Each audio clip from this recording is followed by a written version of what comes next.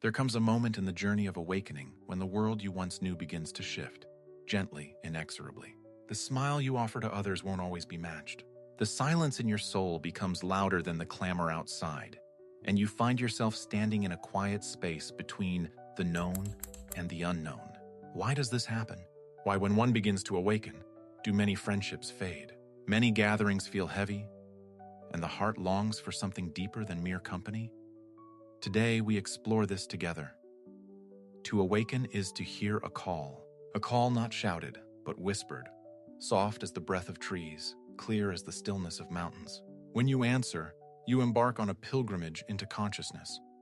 On that path, your values shift. What once felt rich now seems hollow. What once bonded you may now feel shallow. And in that shift, the very nature of your relationships begins to change. Many people on the awakening journey discover this. The fewer friends they have, the truer the connection becomes. It's not about being antisocial, far from it. It's about resonance. Resonance is a mystery. Two people meet and they laugh, they talk, they connect. But the soul may not resonate. Words may flow, but the heart remains distant. When you awaken, you increasingly see through the patterns of connection that are based on fear, avoidance, roles, expectations. Those patterns are not false, they serve, but they no longer satisfy the deeper longing. So the community thins. It feels lonely. And yet, within that thinning, something vital is happening. Solitude. The word may make you uneasy. For most of us, it signals lack, missing friends, missing voices, missing energy. But what if solitude were not a punishment but a blessing? In real solitude, a place untouched by distraction, you meet your deepest self. You meet your wounds. You meet the voice behind the voice. And you begin to remember, you are not a small ego drifting here or there. You are the silent space in which everything arises. This solitude is the womb of true communion. It is where presence is born. Pause and reflect. Can you walk in the world without being of it? Can you love others without losing yourself in them? When you awaken, you come to know others, and then you come to know yourself. In this knowing, you can be among people and yet not be shaped by the crowd. You can show up for others and yet remain whole. That is the subtle power of awakened friendship. It is free. Free from obligation, free from, I need you to fill me, free from containment. It flows. It honors who you are and honors who the other is.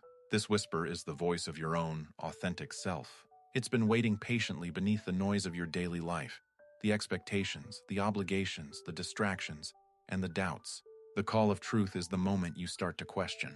It's that sudden, quiet feeling in a crowded room where you look around and wonder, what am I really doing here? It's the ache for something more. Not more things, but more meaning. It is the growing discomfort with the masks you wear for the world. This call is an invitation. It doesn't ask you to build a new life overnight. It simply asks you to be honest, to stop pretending, to turn your gaze from the chaos outside to the compass within. And this is where the pilgrimage truly begins. To answer this call, you must first be able to hear it clearly. And to hear it, you must seek the one thing the modern world tries to steal from us: solitude. This isn't the loneliness of isolation. It is the profound healing power of stepping away. It is choosing to walk away from the noise, not in anger, but in love for your own soul. It is the courageous act of being alone, so you can finally learn to hear the truth. In the stillness of that solitude, you begin to feel a new kind of gravity, a pull toward the real. This is the search for resonance. Resonance is a mystery. It is not an intellectual process. It is the language of the soul. We've all felt its opposite. Two people meet. They laugh, they talk, they find common ground. A connection is made. But the soul may not resonate. Words may flow, but the heart remains distant, an impartial observer. This is the difference between relating and resonating. When you awaken, when you've spent time in that quiet solitude, you are given new eyes. You increasingly see through the patterns of connection that were built on a different foundation.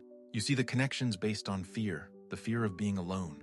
You see the connections based on avoidance, a shared distraction from a mutual, unspoken truth. You see the connections based on roles. I am the helper. You are the one who needs fixing. You see the connections based on expectations, who you were supposed to be, for your family, your work, or your friends. As your script so wisely notes, those patterns are not false. They were not mistakes. They served. They were the scaffolding that held you up, the lessons your soul needed to learn. but they no longer satisfy the deeper longing.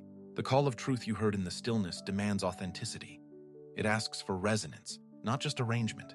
You begin to crave relationships that don't require a mask. You seek connections that don't just pass the time, but amplify the truth. True resonance is an alignment of energy. It is effortless. It is the quiet understanding that needs no words. It is the profound, unmistakable feeling of being seen. This search for true resonance, for connections that feed the soul, will inevitably lead you to one sacred and often feared place: solitude. The word itself may make you uneasy. It's heavy. For most of us, it signals lack, missing friends, missing voices, missing energy. We have been taught to see solitude as the absence of connection. But what if this is the great misunderstanding? What if solitude is not a punishment, but a blessing? What if it isn't an empty void, but a quiet, fertile ground? In real, chosen solitude, a place untouched by distraction, where you are not running from the world, but turning toward yourself, you meet your deepest self. This is the great meeting. You meet your wounds, yes. You see the parts of you that are hurt, afraid, or ashamed. But in the safety of this solitude, you no longer have to run from them. You can just be with them. You can offer them your presence. And in that presence, the healing begins. You meet the voice behind the voice. The constant chatter of the mind, the judgments, the planning, the worrying. It begins to settle, like dust in a still room. And underneath it all, you hear that whisper again. Clear, calm, and wise. The call of truth. And here in this sacred stillness, you begin to remember. You remember that you are not the small, frantic ego, drifting here or there, desperate for validation. You are the silent space in which everything arises. You are the sky and the thoughts are just clouds. You are the deep, still ocean, and the emotions are just waves on the surface. This solitude is the womb of true communion. It is where presence is born. You cannot share a self you have not met. You cannot offer a peace you do not have. In solitude, you fill your own cup so that when you return to the world, you are no longer seeking to take, you are ready to share. You have met yourself in the stillness. You have filled your own cup. Now you return to the world, but you do not return the same. This is the final and most beautiful stage of the pilgrimage, carrying your solitude with you, like a lantern, into the marketplace. Pause and reflect. Ask yourself this question. Can you walk in the world without being of it? Can you love others deeply and compassionately without losing yourself in them? When you awaken, a strange and wonderful shift happens. You come to know others, you see their patterns, their hopes, their masks. And in that seeing, you come to know yourself. You recognize the same humanity in them that you found in yourself. In this deep, compassionate knowing, you find your freedom.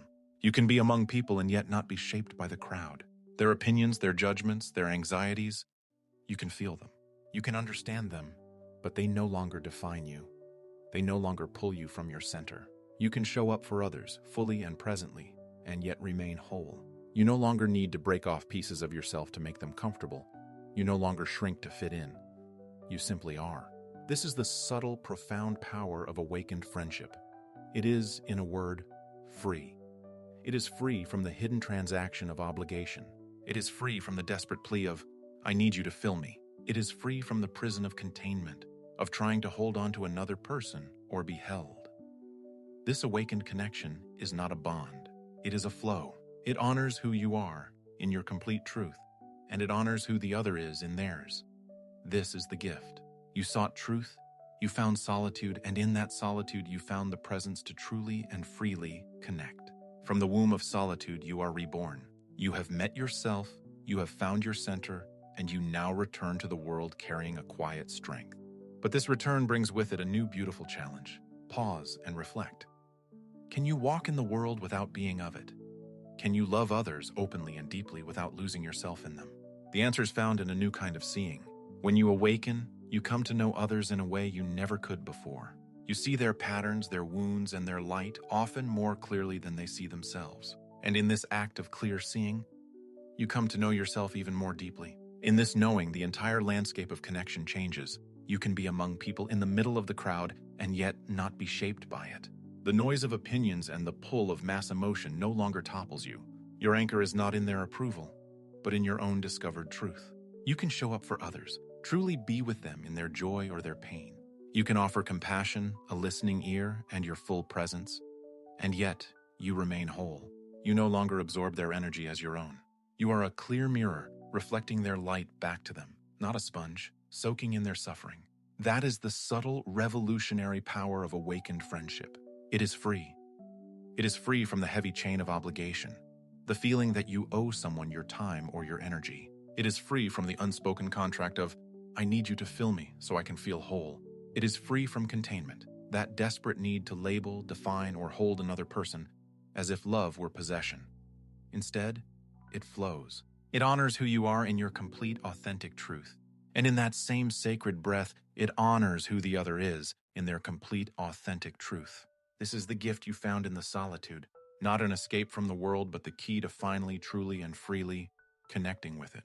As you walk this path of authentic, free connection, you may begin to notice something else. The path may feel narrow. Perhaps the truth is that only a few are called to walk it so consciously.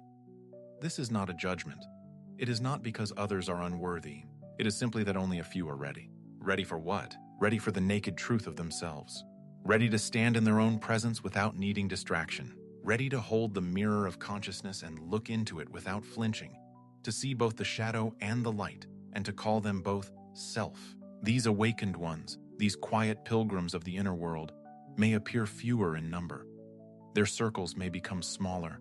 Their gatherings may be rare. But their impact is vast. It is vast because they are no longer just participating in the noise. They are holding a new frequency. They are lighthouses. They are anchors for a new possibility. They speak not only to the many, they speak for them. They speak for the silent, awakening part in everyone. They embody the truth that others feel but cannot yet name. One conscious soul can recalibrate an entire room, an entire family, an entire community, just by being present. So if you feel alone on this journey, take heart. If your old group has diminished, if your laughter is quieter and more selective, if your need for deep solitude grows, this may not be a sign of failure. It may not be a sign that you are lost. It is the clearest sign of your fidelity. Fidelity to the call. Fidelity to the truth. Fidelity to your own unfolding authentic soul.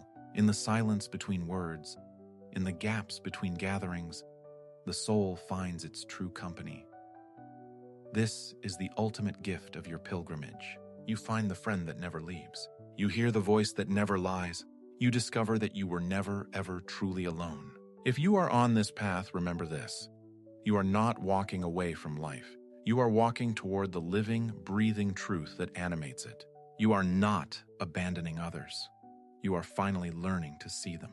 You are remembering their deeper being, their true self, through your own. Your presence becomes an invitation for them to awaken too. So let your solitude serve you. Let it be your sanctuary, not your prison. Let your fewer friendships bloom deeper, richer, and more true. Let your awakening be soft but unstoppable, like the dawn. And if this message found you, if it resonated in that quiet place within, share it. Think of one person who is on this path and might need to hear this. Send it to them. This journey is often walked alone, but we don't have to feel isolated. Let's connect. Drop a comment below. What has been the biggest change in your friendship since you began your own awakening? If you're new here and these are the conversations you're seeking, consider subscribing. We explore consciousness, awakening, and the bridge between ancient wisdom and our modern lives. Until we meet again in the silence of our shared becoming, walk graciously, awaken gently. Thank you for being here. Universal Consciousness signing out.